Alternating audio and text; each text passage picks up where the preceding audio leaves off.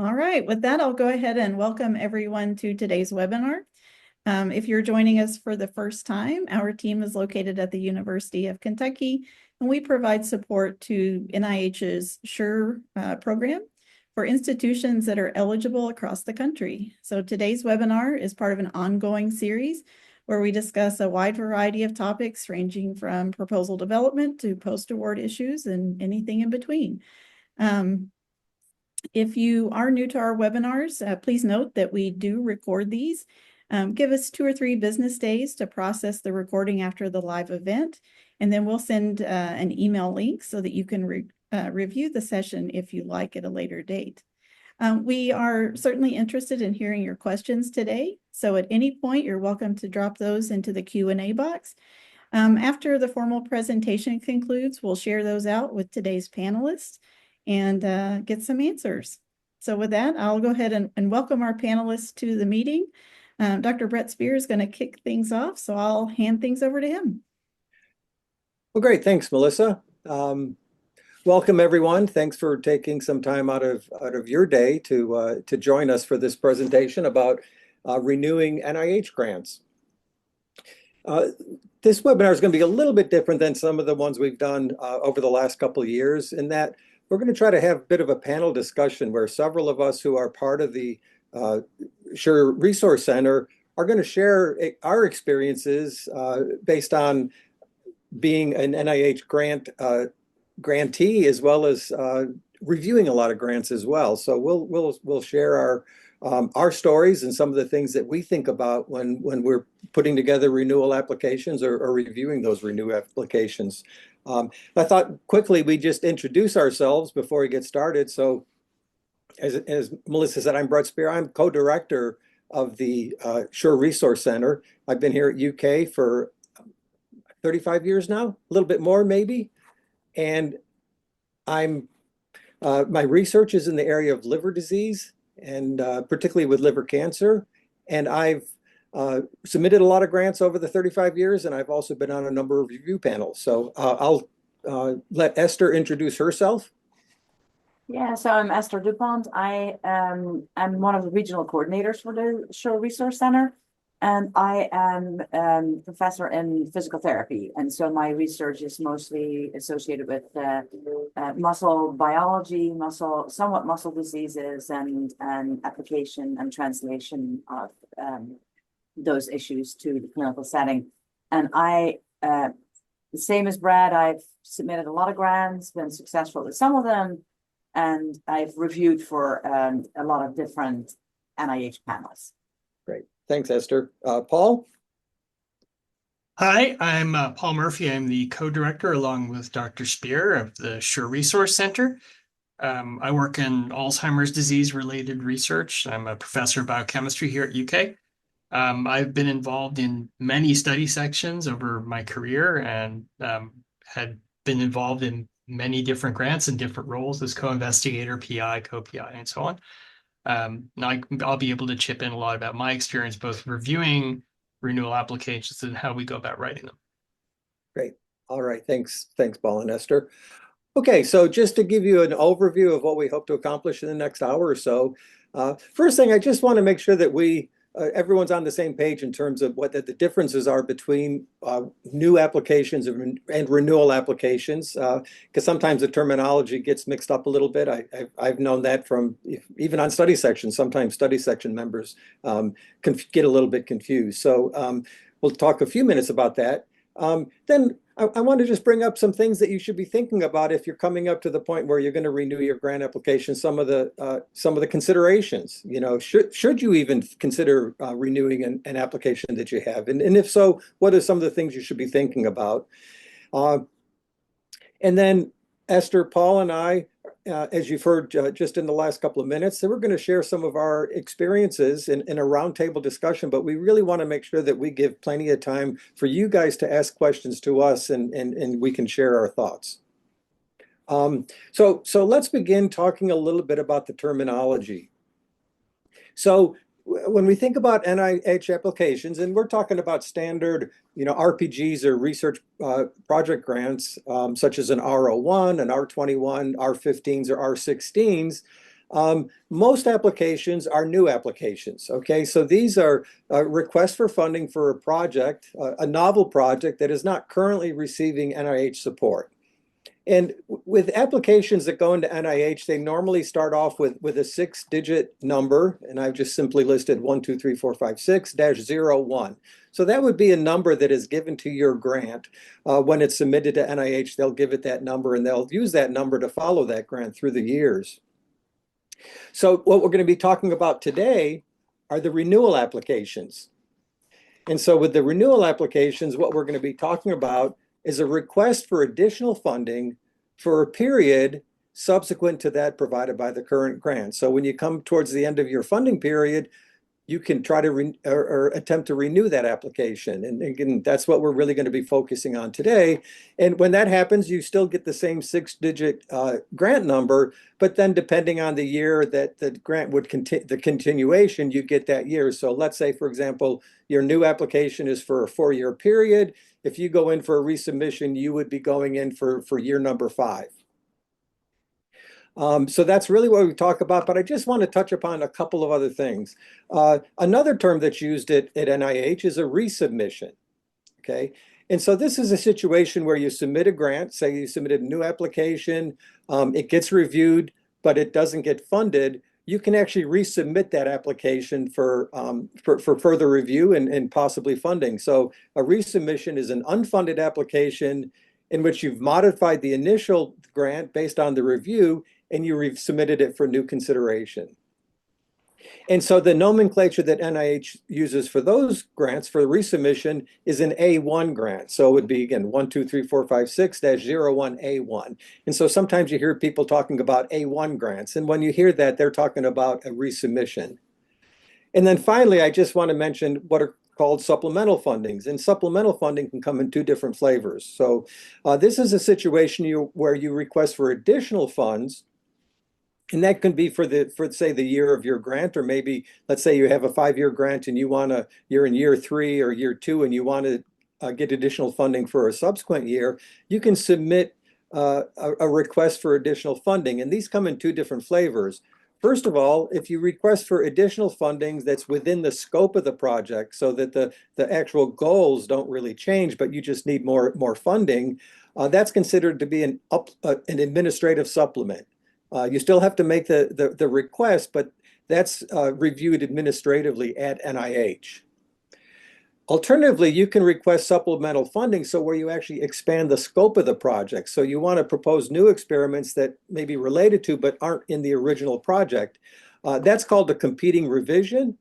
Again, it's a request for more funds, but in that situation, it actually goes out for peer review. So again, I just wanted to talk about these some of the different terminology that we'll be using. But again, for today's purposes, we'll be talking about renewal applications. Okay, so let's think about some of the things you should consider if you're looking at putting in a renewal application. Why should you consider putting in to renew your current funding or your current application? Well, first of all, if you've been highly productive, that's always good. We'll talk more about the fact that productivity is one of the real key measures that reviewers use when looking at a renewal application. Your results, things have gone well with your current grant. You've got exciting results that provide the framework for new and exciting studies that you're capable of carrying out. So again, that's really, that's where you want to be when you're considering a renewal. Particularly for R6, this is specifically for R16 grants, but your trainees, the success of your trainees is an important part of R16 grants. So if your trainees have been successful, again, that's an important consideration. And finally, something I'll touch upon in a minute, looking at NIH success rates. So these are all things that you should be thinking about when you're considering renewing your grant. Now, maybe based on what has happened, you might not want to consider renewing your grant. Let's say that your productivity really has been low. Let's say that things just haven't worked out. You really don't have a lot to build upon, even though you proposed some good experiments. Maybe things just didn't work out, or you just haven't been as productive as you'd hoped. Maybe your trainees haven't been successful. If your research has moved into a new and really different direction, maybe you, rather than renewing your current grant, maybe you want to submit a grant in a totally new area, and that can happen sometimes. Maybe you have a certain grant like an R16, but maybe going forward, based on the results that you've gotten during that current funding period, maybe a different funding mechanism is more appropriate. Maybe you've really expanded your research program. You've got you really want to do some more experiments. You want to collaborate with some other people. Maybe transitioning from an R16 to an R01 grant would make sense. And finally, another thing is that maybe your eligibility or your institution's eligibility has changed, because for certain NIH funding mechanisms, you have to have the appropriate qualifications, or your institution does. And again, this is something that's relevant for R16 grants. So these are some things you want to balance and look at when you're considering whether or not you should renew. And finally, what I've listed down here in the green, this actually comes from the NOFO for the R16 program when they talk about renewals. And it specifically says, for renewals, the review committee will consider the progress made in the last funding period and evaluate both the quality of the outcomes of the prior funding period. And this includes peer-reviewed publications. And I think you'll hear from all of us how important publications are, as well as the involvement of students in the research. So productivity with your research and involvement of students are both things that reviewers are going to consider, particularly with the R16 grants, when the renew is submitted. So why try to renew? And I wanted to show some numbers just to maybe encourage you to think about renewing your grants. So what I've listed here are 3 different institutes, as well as combined of all the institutes. And I've listed here the success rates of new grants in the 01 grants, or their competing renewal applications, the 01A1. And if you look over here, the success rates, so for NIDDK, the success rates for a new R01 is a little less than 19%. And if you look at the competing renewals, the success rate is, over double that. Okay. And the same is true for NCI. Now, the numbers differ a little bit from institute to institute, but you can see once again for NCI, the success rate for renewals is much higher. Same is true for aging, and this is not unique to these 3 institutes. When you look at all the institutes, and this data is from 2023, that the success rate for competing renewals is over twice as high as for new grants. So that in and of itself should be sort of motivation to really think about renewing your grant application. Now, I've also listed some information for R15. So this is not just true for R01s, and I don't show the data, but it's true for some other types of grants as well that can be renewed. Certain grants like an R21 cannot be renewed. R15 grants can be renewed. And again, when you look at all the institutes that participate in the R15 program, a little less than 23% of the new R15 grants that are submitted are awarded. But this goes up to over 60% of the grants for the competing renewals. Now, for R16 grants, it's a little bit different, because the R16 program is a relative new program. We don't have any renewals until this upcoming year. But when you look at the R16 grants that are reviewed by NIGMS, and this represents a majority of R16 grants, the initial success rate is over 50%. Now, NIAID reviews their own R16 grants, and they review grants a little bit differently. Their success rate is considerably lower, but these are the success rates, and hopefully we'll see the same bump up when we start getting data for R16 renewals. But hopefully this will encourage you that if things are looking good, that you really should consider renewing your current application. So I just want to touch upon some real general considerations. First of all, on the face page of your grant, you actually have to check off whether it's a new grant or a resubmission or a renewal, and make sure you check that off right, because if you don't, it's going to get put in the wrong pile. Keep in mind that renewal applications are reviewed along with new applications, as well as resubmissions as well. So you have to have all the information there. The grant number stays the same, as I mentioned earlier, but normally the title stays the same too, but sometimes based on how things change in your research, the title might change. And I will note that I have had experiences where I've submitted a renewal application, and because of changes in what the direction, I've actually changed the name of the grant, and so that's acceptable, maybe not common.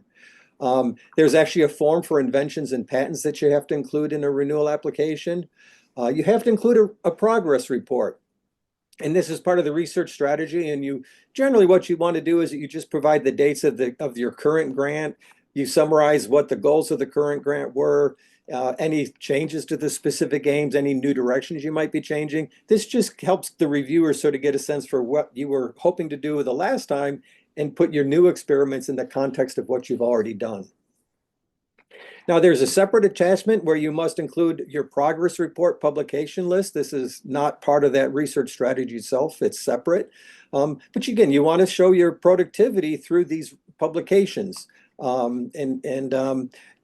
These are peer-reviewed publications, but you can also include interim research projects like things that you've submitted to bioRxiv or some of these other sources for sort of pre-publication services. So you want to make sure that you have a good, robust publication list. And then finally, again, just to emphasize for the R16 renewal applications, in the research strategy itself, you must include a report of student participation during the sort of the current or the previous project. You know, how much time the students spent in the lab, whether they've completed their degree, and if you have information about what they're doing after they graduated, you want to put that information in there. Next thing I want to touch upon is when to submit your renewal. Again, this is an important consideration. Ideally, you want your funding to be continual. You don't want to sort of have any gap in the funding. So you have to look at what's the best time to submit your renewal relative to the end date of your current grant. And normally this is going to be at the sort of probably at the beginning of the final year of your grant application, you know, to ensure that everything goes through so that if the grant does get renewed, that you don't have any delay in funding or any gaps. But that's not always the case. There are times, and this is something I've experienced sometimes, when it's best to delay. You know, maybe I'm really waiting for some really important data that's going to really strengthen the renewal. Or maybe I feel like I haven't published enough. I'm going to get a few more publications. So sometimes it's okay to delay your renewal application. You can request a no-cost extension. So if the grant's in the final year, maybe you have some funds left over, you can request no-cost extension so that you can extend the period of your grant another year. So that's something to consider. And let's say that you submit a renewal, but it doesn't get funded the first time, and you try to resubmit that renewal. You can do that. You can continue your grant even if there is a grant and that there is a gap in funding. So you know, renewal applications can be resubmitted. But in thinking about all these things, it's always advisable to talk to your program officer for guidance and get his or her input of what's the best strategy for you when you're thinking about renewing your grant application. And I've just sort of listed here, again, this is a busy slide, I know, but just some information about either R01s or R16 grants. So for the R01s, let's look at the first line here. So just to go through the sort of the process and how long it takes. So in February 5th, just a week or so ago, was the deadline for new R01 applications. There are 3 deadlines a year, but for either a renewal or resubmission, you get a month delay. So that submission is March 5th. The study sections or the scientific review panels are going to be reviewing those grants either in late June or July. Once those initial reviews are done, the grants are going to go to the advisory council. And this is a group from NIH that actually going to make the decision of whether or not a certain grant's going to fund it. And that might occur in October or maybe even early November of that year. So the earliest start date is December 2025. So if you go back from February 5th to February to December, you're looking at about almost a year period of time that you're looking at before you know whether your grant's going to, well, will get submitted or not. So usually about a year or so is what you're looking at. That's sort of what I've used for my grant applications. Now, R16s are a little bit different because there's only 2 deadlines per year. But once again, if you sort of go through the numbers here with a deadline, say, of May 29th, whether it's a new or a renewal submission, the scientific review is going to take place in late October or November. Advisory Council will meet in 2025, and the earliest start date is going to be April 2025. So again, you're looking at about a year difference between your submission and your renewal and the earliest possible start date. So think of these dates in this time frame when you're thinking about your renewals. Okay, and that's pretty much the sort of the general things I really wanted to talk about. So I really, at this point, really want to just open it up to discussion and let us try to answer your questions. But to begin with, each of us are going to just take a couple of minutes and sort of tell you about what we think about when we're either going to be submitting a renewal or when we review applications. And Esther's going to go ahead and get started. Yeah, thanks, Brad. That was very thorough, and I think everything I'm going to say is pretty much kind of emphasizing some of the points that you made. So I'll talk about my experience as a grant writer first. So when I have not been successful in getting a grant renewed, it was usually because there was not enough novelty in it. So it's hard when you renew a grant because you're following up on the research that you did, but they still want to see a lot of that novelty in there. And I had, for example, things in there like just timelines with measuring the same kinds of things. That's not enough novelty. So be sure that you pay attention to that innovation and novelty section with the renewal. And the same is true for not enough mechanistic insight. Sometimes the first grant that you write, the reviewers will be a little better about saying, well, it's not as mechanistic, there's more description in it than true mechanism. If with a renewal, they really truly usually want to see more mechanism. And so having a too descriptive grant is also something that will probably not bode well for your review. And then sometimes you really do want to weigh whether you want to put in a renewal or a new submission. And Brad talked about that also. Are you, for example, going towards a more clinical direction? Is it something you already want to take into the clinic? Do you want to go for a clinical trial kind of grant? And it's a lot. I think talking to other people, having other people read your grants and see whether you should go for a renewal or for a new grant is really important before you submit it. And then as a reviewer, what I would look most for really is productivity.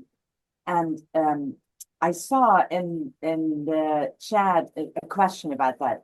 There's no hard and fast rule about how many papers is productive. It's very subjective, right? It's very subjective to what the reviewer thinks is productive. So I would, as you write your grant, really spell out what your productivity was, not just list, like Brad said, you have to have a list of your publications, but in your research strategy, also write in there, this is the productivity, and we don't have as many papers, but the papers are of really high quality, and they have shifted the field. And I think that's really important.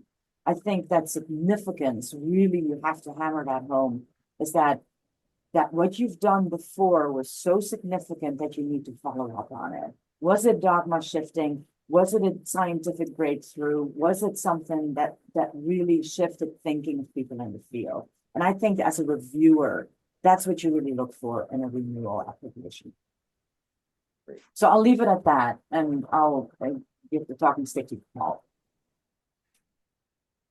Okay, so I'll try to be a little bit novel here since we've covered a lot already. Let me first tell you about when I've done renewal versus new. The thing you want to keep in mind with the success rate being higher for renewal, right? The pool is smaller, and the people that are generally submitting to that mechanism are doing that because they've had really good luck with the previous one. So it means that they think it's a strong application. So the success rate is to some extent a little bit higher because of that, right? Because they're submitting because they think they have a good shot, right? So generally they're making an assessment that this is a strong application before they even go in. So I always keep that in mind before I go in and say, oh yeah, the success rate's higher, but it's not just random. There's reasons for that. Thinking about the other thing to think about is your grant that you're writing, how well is it aligned with the previous one? Is it thematically similar and now you've just done X, Y, and Z, but you're now going in a slightly new direction, or is it really radically different? That's kind of what both Brett and Esther were getting at from new versus renewal. Is it really, really different, or is it a logical follow-up to what you've been doing before? And also you have to make a really good objective assessment of your own productivity. And when I think about productivity, it's not only just the what you've published. There's also the issue of how did the aims work out? I mean, I've been in a successful renewal where 2 of the 3 previous aims were washed out and didn't really go anywhere. We got papers out of them, but they were not really all that exciting. But one of the aims was really good, and we got a lot of good stuff out of that. And that did lead to a significant change in direction, but it was still somewhat aligned with the previous proposal. So that you think about in terms of productivity, not only the papers, but did you finish the aims? It's a really bad mark against the grant if you had, you had 3 aims and didn't do aim 2. It's you have to be able to have said, you have to be able to say something about it, even if it's like, well, this didn't go anywhere because of X, Y, and Z. So you do have to address that in your progress report. Now for reviewing, unfortunately, you really do, and I say unfortunately because there's really no way to avoid looking at what the publications are.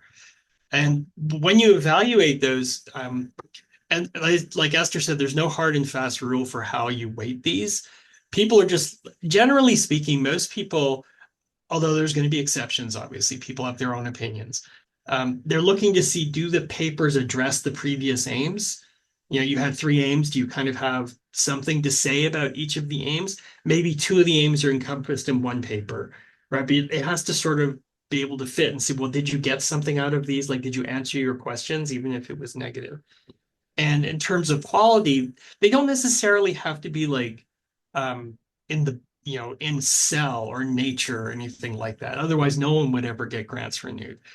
What they're looking for is that is it a reasonable quality journal? I mean, so if you're hitting the archive 4 to 5 impact factor is fine. Those are fine journals, right? You're not trying to get everything in really high impact journals. If you get one in like a really high impact journal, that's awesome, right? That's like a major plus for you. But they just have to be good journals that people will recognize as these are quality journals from regular publishers. So you've done a decent job.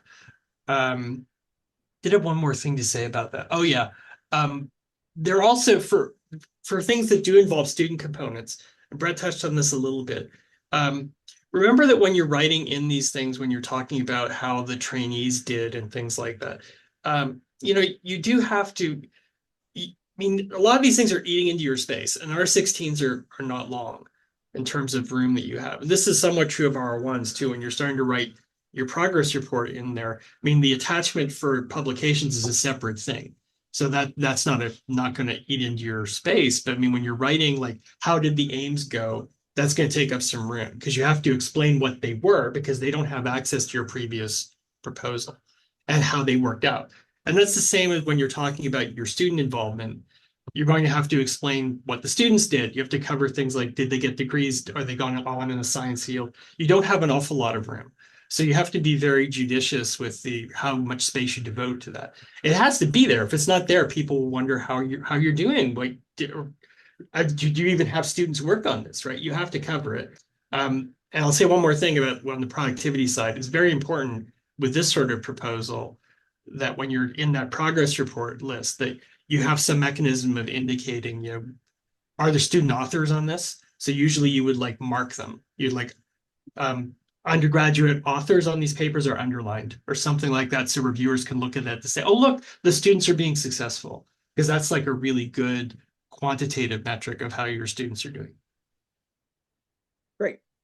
Thanks. I'll add a few things. Actually, I just want to give a quick shout out. Another member of our team, Martha Peterson, who's one of our regional coordinators, is also joining us here.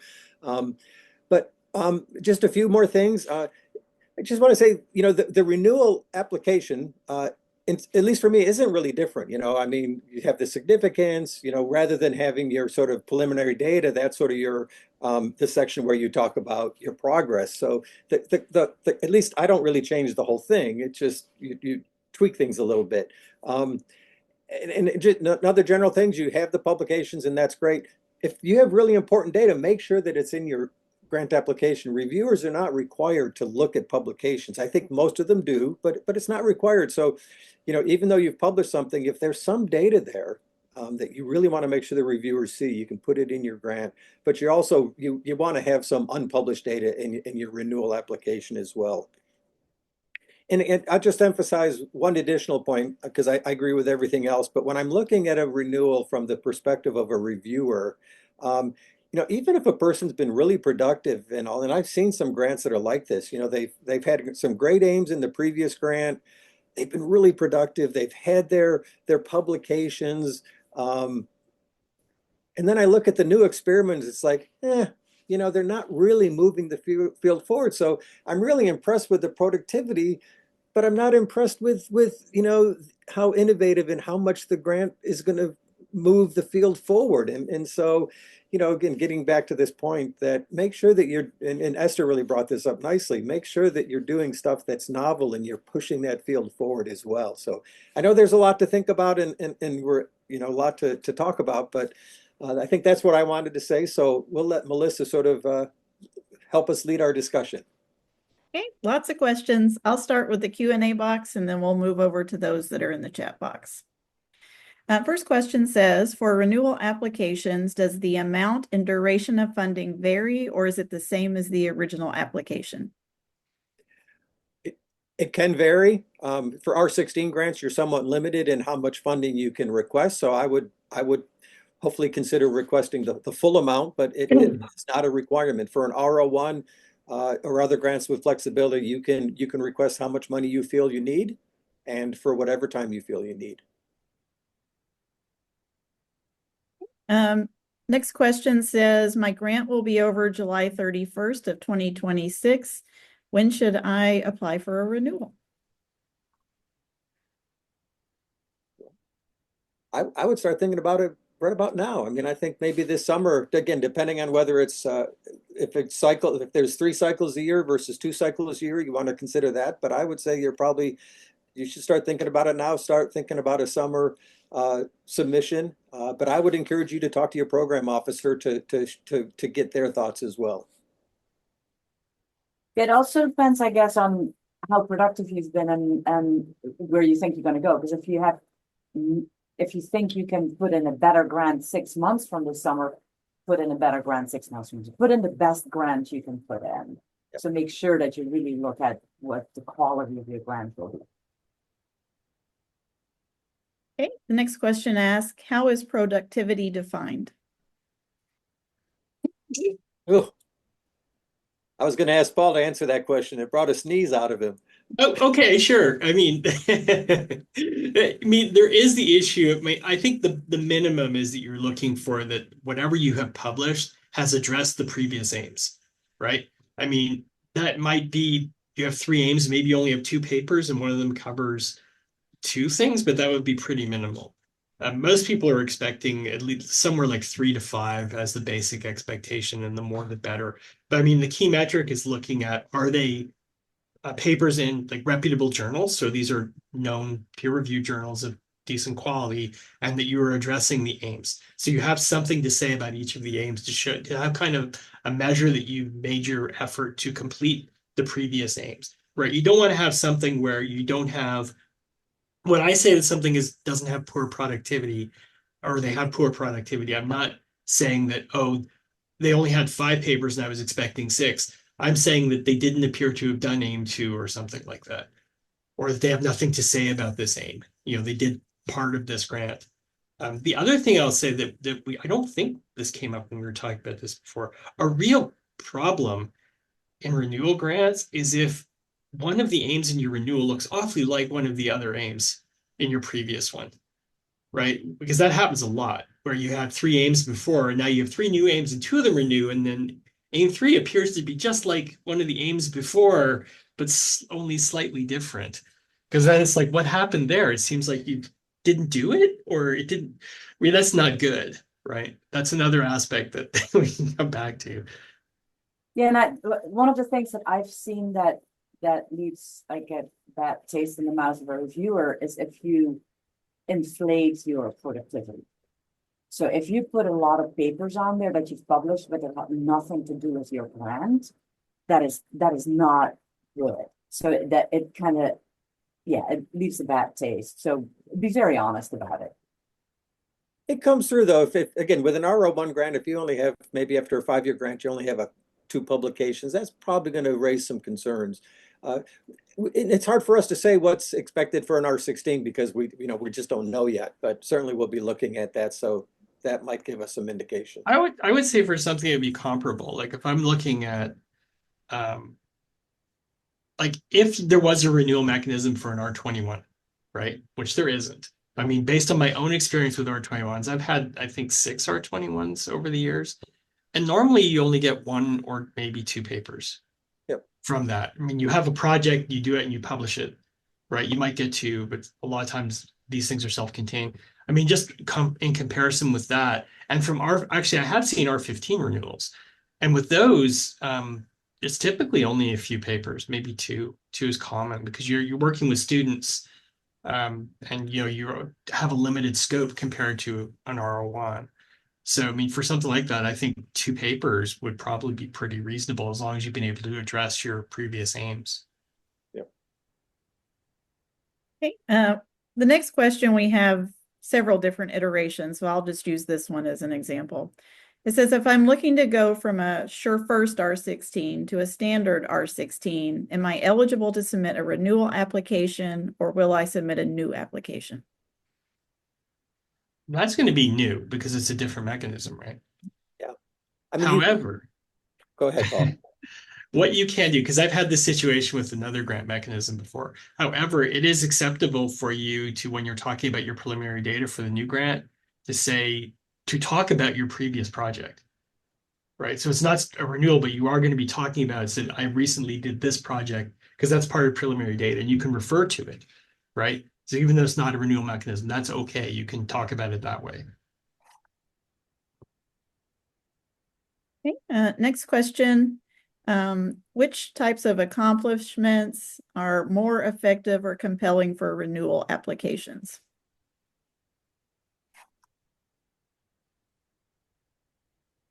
So I don't know that, I don't know if accomplishments are meant things that students have done or things that, so because productivity usually is measured by papers, maybe patents, things like that. Accomplishments of students is a different issue. So I don't know exactly what to. I think that would about cover it. I mean, your main metrics of productivity are going to be intellectual property, patents, which you would disclose as part of the form where you say, I have some inventions, papers. And then for this sort of mechanism where you have a concrete component of student involvement, it would be describing how your trainees did. How did they graduate? Are they on the papers that you published? I mean, did you file a patent with one of your students as a co-inventor? That'd be super cool. Things like that would be a bonus. I mean, think if you had a patent that had a student on it, that would rock. And I would think that if I was a reviewer, I'd say, well, that was amazing. So I mean, that's super rare. So things like that are what you'd be looking for. Next question, is NIH accepting any grant applications right now? Yes. We're submitting them. So, yeah. Yes, they are. I just in the chat, some people that have had R15s have talked about the expectation about, maybe 2 to 3 papers is viewed as good productivity. So from someone with R15s, that's So I was in the ballpark, which is good. So thanks, Janelle. Okay. Next question, how many publications are needed for a successful R01 renewal? Do I need to complete all sub-aims of the current R01 before I can renew? Well, you have to be able to say something about them, right? Like if they didn't work, you have to explain why you think this didn't go anywhere. I mean, I was a co-investigator on one grant a few years ago, actually almost 10 years ago now, where 2 of the 3 aims completely washed out and nothing came of them. But one of the aims was reasonably successful and it got renewed. But you have to spend some time explaining why these other ones were dead ends, right? And explaining how they informed you going forward to say, I did this and this doesn't work, and this is why I think. So I think this there. So you still have to have done a good job on them, right? But you do have to be able to speak about all of them. I mean, it's not if you it's really hard if you put in a renewal grant and you haven't finished one of the aims, right? Because people say, well, you're not, why are you asking for a renewal? You haven't finished the previous grant, right? I mean, that's a really major red flag for most people. Yeah. I mean, it's hard to predict. You know, you put in you propose experiments, you got 4 years to do it. And, you know, Paul mentioned the fact about there's luck involved. You know, sometimes aims just blossom and they give you great results and exciting. And sometimes through no fault of your own, it just doesn't work out like you want. So, but you really have to explain why certain things didn't work, but really build up the excitement and where the excitement is going to lead you as you consider your renewal. Okay, next question is asking, can NIH transfer the remaining grant balance to a renewal? I don't know. I've never done it myself. I don't know. Melissa, you've had been in that world a little bit. Do you know?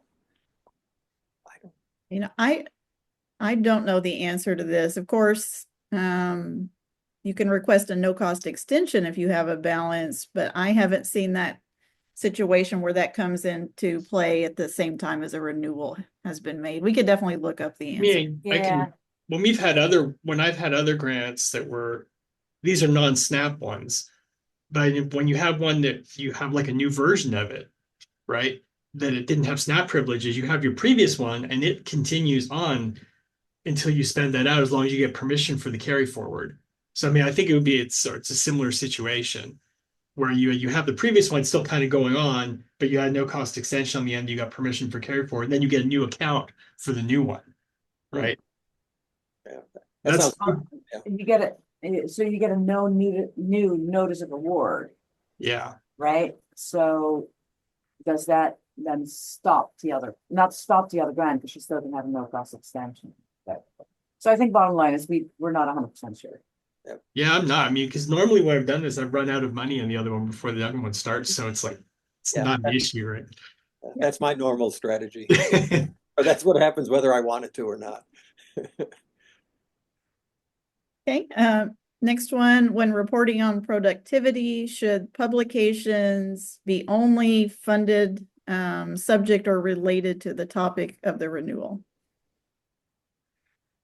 Esther, you touched on this. Yeah, Esther, you can do that when you started to talk about it earlier. Yeah, so I think the productivity needs to be of the previous grant. So it has to go back to, I think Paul mentioned this a couple of times, to the specific aims of that grant. And they can be side projects where you, for example, tried out a novel technology to address a specific aim, right? Just to give an example, that the technology that you used turned out not novel anymore, or your equipment was discontinued and you tried a new technology and you published that. I think those things are very reasonable. But a project that has nothing to do with the specific aims of that grant that you are renewing, I think is not showing productivity. I'll add a little thing to that. I mean, if you are clear about it, it doesn't hurt you, because what normally people will do is they'll say, here are the publications that speak directly to these aims, and then they'll have other publications during the same period. So they'll list them separately so people can see that you're doing other things, right? I mean, I think people appreciate that when you see that, oh yeah, you're a productive person, you're writing other things, right? And if you had a student, for example, who wrote a review article, which usually is not addressing a specific aim, but addresses the same topic, I think that would be productivity, particularly if you want to show student productivity. The next question would like to know if the panel has any advice on preparing the budget's indirect cost rate at this time. No. No. And really, I mean, every institution, different institutions are going to look at this differently. So I think that, the way we might do things at University of Kentucky might be different, the guidance you get from your institution. So you really have to talk to the people at your institution to get their recommendations. So, And maybe state by state dependent, because not all the states sued, and so not all the states got Right. the Yeah, stop. I was gonna say the same thing, Esther, that there's gonna be some heterogeneity there and you need to just, whatever your institution is doing, they'll tell you what to do. but hopefully at this point, that won't affect the review process, and hopefully we'll get some clarification. But I think that's going to be, you have to rely on your institution to give you that input. Okay, next question. Does the panel have any idea if the R16 grants will continue to be funded by NIH in the future? Will the SURE R16 mechanism or some new or amended version of it still be in place? And if so, what's the status of inclusion of elements like the PEDP? Melissa, you probably are dealing with this more than any of us. Do you want to take that one, or? Yeah, so unfortunately, we don't have any special insider information as much as we would love to. Right now, we're telling folks that our center has received no directive to stop what we're doing. So we're cautiously optimistic that the SURE program will continue, and we encourage those that are considering a MESA mission to keep preparing. We're also happy to help you on, that mission. I think we all put a question mark on whether the PEDP will be an included element later. So maybe you can sort of not prioritize that in the writing until we hear something definitive. That's fair. I mean, I would think that if I'm remembering this right, I mean, when this program was originally conceived and put together, it was during the prior Trump administration. Correct. So, I mean, I would think that would be encouraging. That would probably continue in some form, even if it gets changed slightly. Yeah. Next question is asking if there is a hard deadline for submitting a renewal application, and can you do so during an active no-cost extension? Yes, and there is a deadline. Yeah. It's 3 years, I think. Mm-hmm. It's quite long. Yeah, I think it's 36 months. I think 36 or something like that. Yeah, it's quite long, but there is a deadline, but it's quite a long one. Yep. Now, mind you, if you're putting in a renewal 3 years after the end of the previous one, that's quite a gap.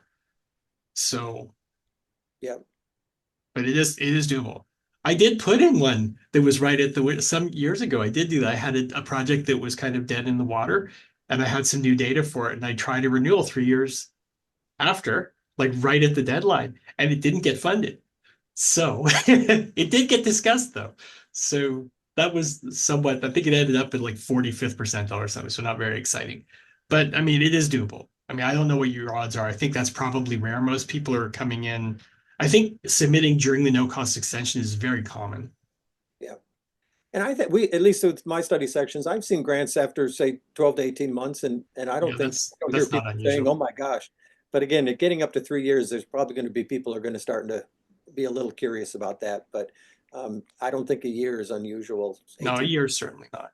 I mean, there could certainly be situations where 36 months would be fine. I mean, mine was just because the project hadn't gone anywhere and I found something interesting.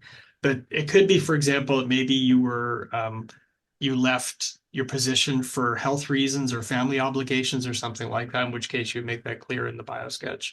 Mm-hmm. Right. I mean, there certainly could be circumstances I can imagine that would be perfectly fine.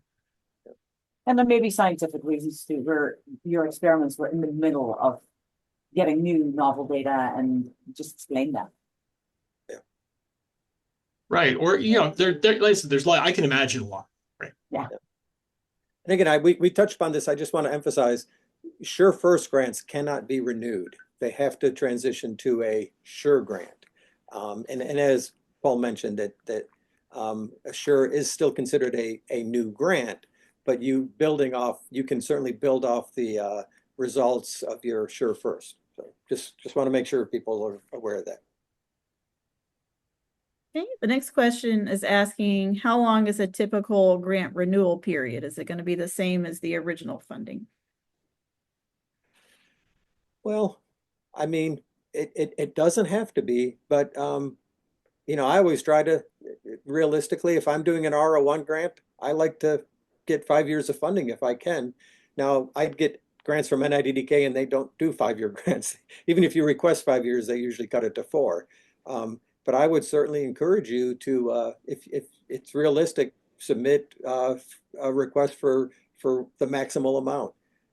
But again, be realistic, both in terms of your budget as well as the amount of period of time you're requesting. Be realistic for what you can accomplish in whatever period of time with whatever funds you have. I have seen in review people suggest that, I mean, where renewal has otherwise done well, where reviewers have suggested that there doesn't seem to be quite enough here for 5 years. And this looks like a 3-year project. And Yeah. that's really up to a programmatic decision whether they want to cut it or not. But I mean, it just make sure that the length of time that you put into your grant is justified by the amount of work that is in there. I mean, your reviewers are smart people. I know we might like to think they're not, but they are smart, and they'll look for things like that and say all these experiments only add up to 2 years. Okay, the next question is asking if you can talk about the difference between an annual report in the final year of a grant versus a renewal. Does the renewal require a submission via grants.gov? Everything has to go in through grants.gov. Usually a final report of a grant that's going to be ending, you sort of, there's not a whole lot there when you're doing a final report. You're just sort of, it's very short. You're just sort of talking about what you've accomplished, and that's about it. There's really not much to that. Whereas a renewal, it's a complete application. So they are quite different from each other. And I think if it's still the same, I haven't done a renewal for a few years now, but I think if you have a renewal in progress and you're submitting that, you can put your renewal application actually goes in as your final progress report on the previous version of the grant. Is that still true?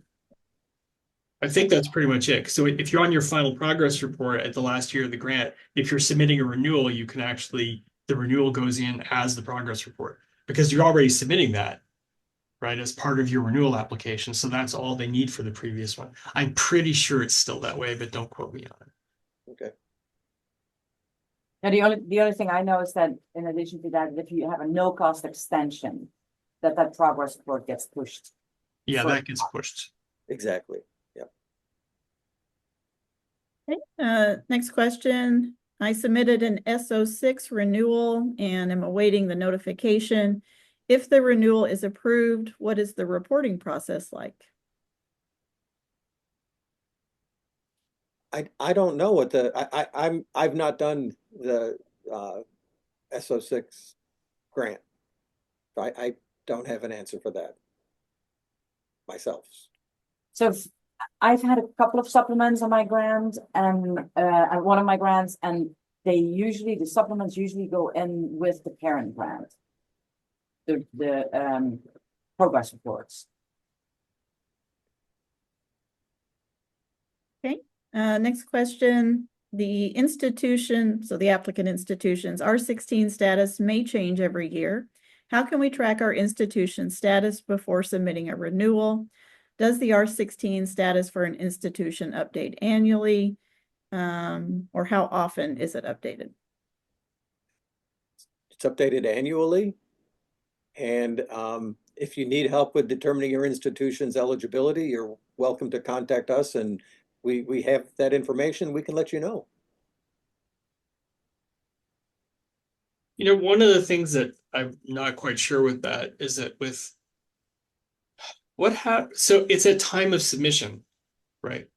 So you just have to, one thing that can obviously affect you for the R16 mechanism when you're going for renewal is you may want to look at how your institution is trending on, for example, like Pell Grant population eligibility, because if it looks like you're trending towards going over that threshold, that may affect your decision whether you want to put in a renewal like now or wait, because if you wait another cycle, you may no longer be eligible. So, I mean, that's a factor you don't need to think about for something like an R1, but for the R16, you certainly keep in mind because you may want to assume some risk with not a a perfect proposal, just because if you wait, you won't be able to submit it at all. But if your institute is eligible at the time of your submission and the grant gets a good score, Right, then you're fine. changes will not affect funding. And I'm just from a planning perspective, I mean, and it's hard to predict. I mean, especially for institutions that are hovering around the bubble. Yeah. I mean, you don't know. It's just for a lot of these cases, if your institution is close to the eligibility cutoff for either the total amount of funding or Pell Grant eligibility, you might be better off not waiting.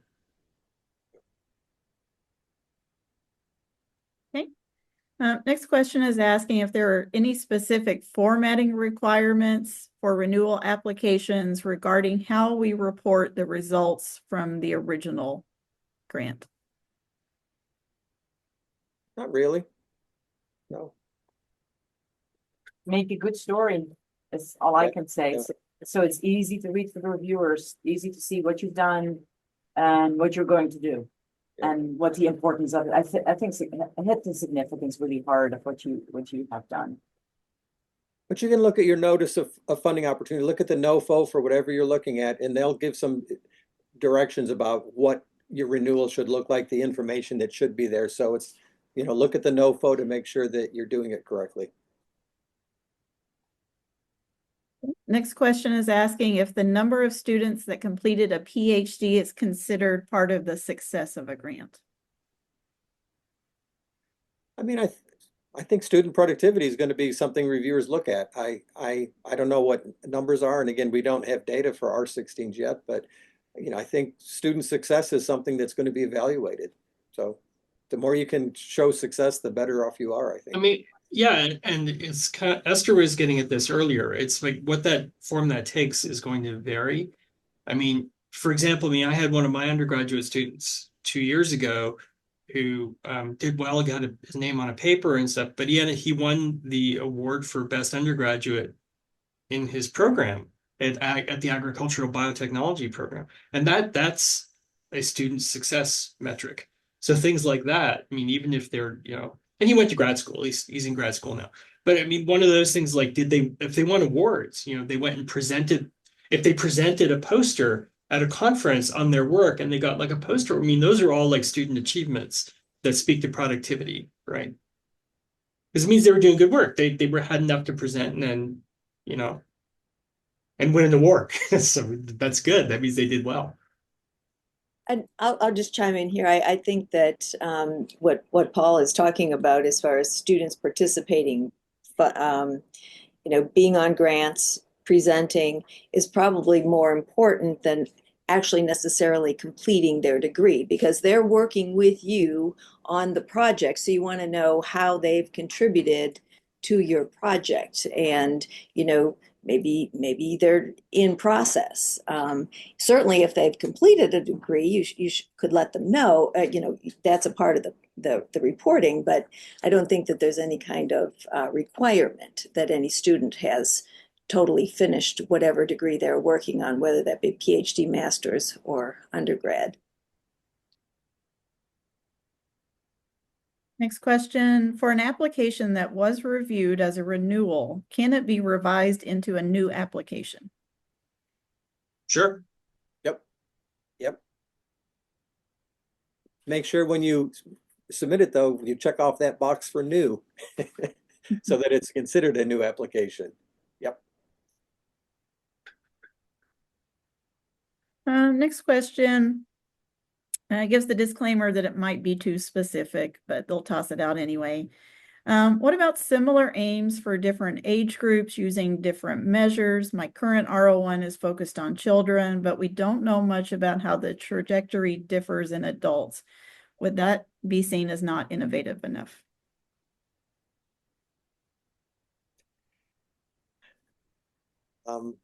We're all sort of, I think, wondering about this.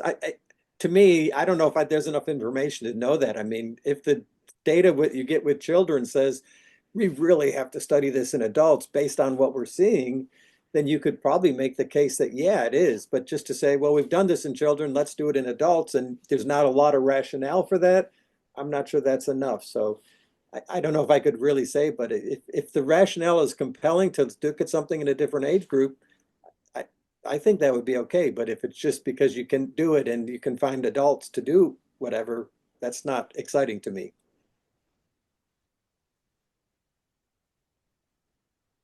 Next question says, should we discuss the success and failure of aims and preliminary data, or is there a separate page for that? No separate page. You have to discuss it in that research strategy when you're sort of that progress report.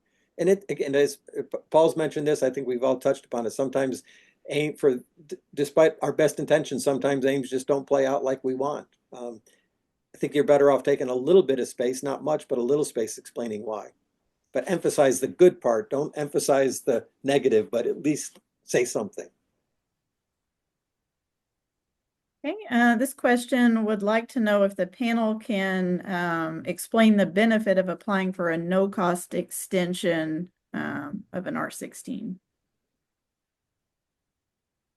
I guess if you have money left over, you can do more work. That's the benefit of no cost extension. If you've used up all your money in the time period that you've done your grant, you've used it up. There is no money left. No cost extension just means that it doesn't cost the NIH anything. You just haven't used all the money that was given to you. And so you ask, can I please use this in the next year? And they almost always will give you at least a 1 year no cost extension. A second year no cost extension is harder to get, but they almost always give you a 1 year no cost extension. I think you have to be a little strategic too. I mean, I know that I've had grants where I know I'm going to renew.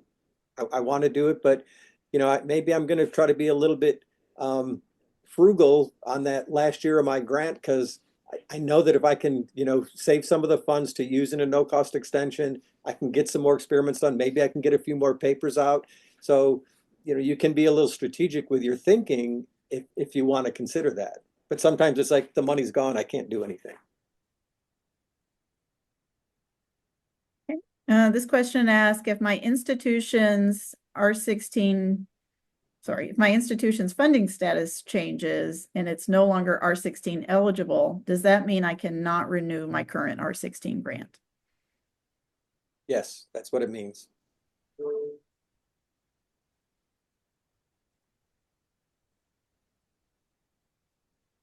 This one is asking if you have any advice on how to plan for space allocation in a renewal grant when 6 pages of a research strategy is pretty challenging. No. That is a struggle that everybody has. I mean, Yep. You just have to be really judicious with your space. It's tight. And have some of your colleagues look at your grant and get input from people, especially if they've had more experience than you. That's always helpful, but 6 pages is not a lot. Yep. One of the best uses I've had for colleagues' opinions over the years is helping me know what to cut out. So, I mean, you could try it if you have enough time. I mean, you write your first draft and maybe it ends up being 8.5 pages. And then you ask your colleagues for help and say, I need to get this down to 6 pages. Please help me remove the stuff. It all seems like it's important to me. So someone who's less familiar with it can look at it and say, it seems to me like you don't need this paragraph. And this part, it's nice to be able to repeat stuff, but you can probably take out this. So, I mean, they'll give you some good advice on what you can excise or surgically cut out of your proposal. Right, because you really have a hard time seeing that yourself. I mean, I know I do when I write something. It all seems wonderful and important, and then when you go over space, well, I need to cut something, and I can't figure out what to cut. And usually, an objective opinion is super helpful for that. It's harder for people to give you good advice on what to put in if they don't know your data in your area, but it's easier for them to tell you. So I don't see why this is necessary. Yeah, one of the things to think about is that 6 pages, every word has to count, and so you have to focus. And so make sure that every sentence you write is needed. And so to really focus on what helps, I think, is writing a really detailed outline so that you know that everything that is in there has to be in there and nothing more. And it also helps you focus on your experiments. Okay. Next question is asking if being in a no-cost extension would prevent someone from applying for another grant.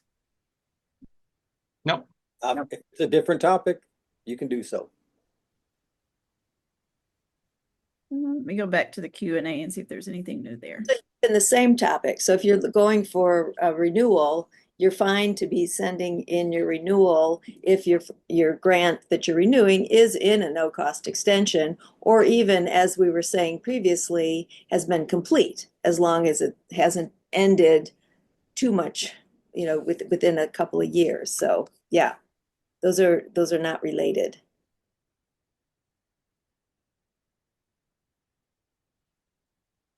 Here's a new question.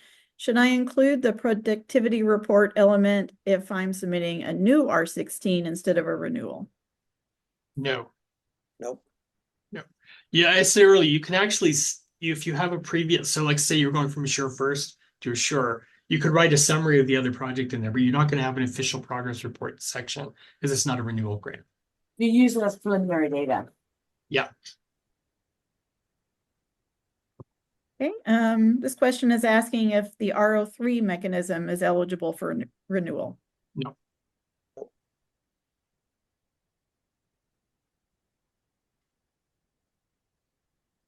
I think those are all the novel questions.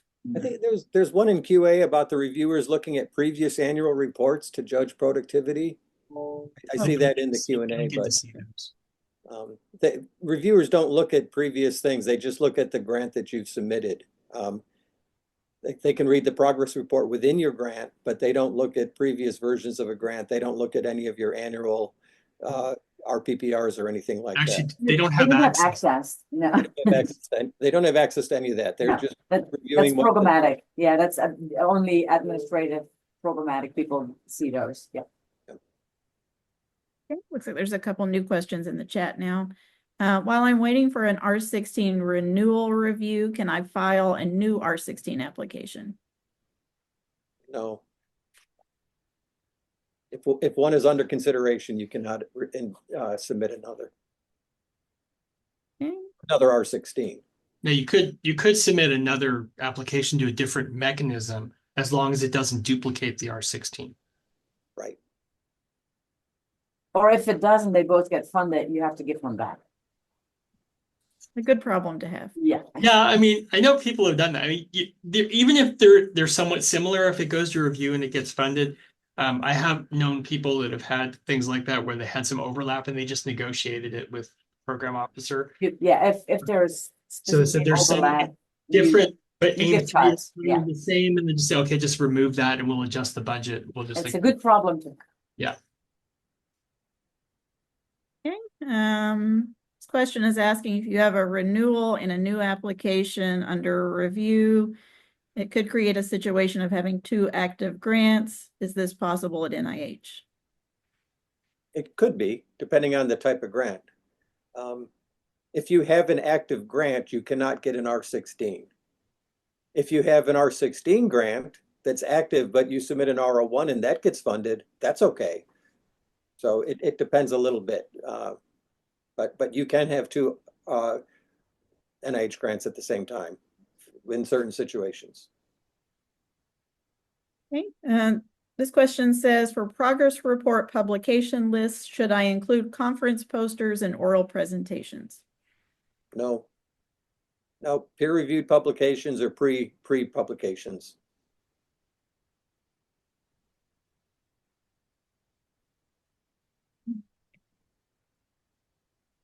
Anybody see anything we missed?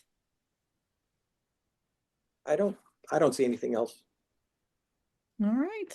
Well, with that, we'll thank everybody for their attention and the excellent questions. And as always, if you have follow-up questions, you're welcome to reach out to us by email or phone, or our Friday office hour, and we'll be happy to follow up. All right. Thanks all. Thanks, everyone. Thank you all. Bye. Everyone.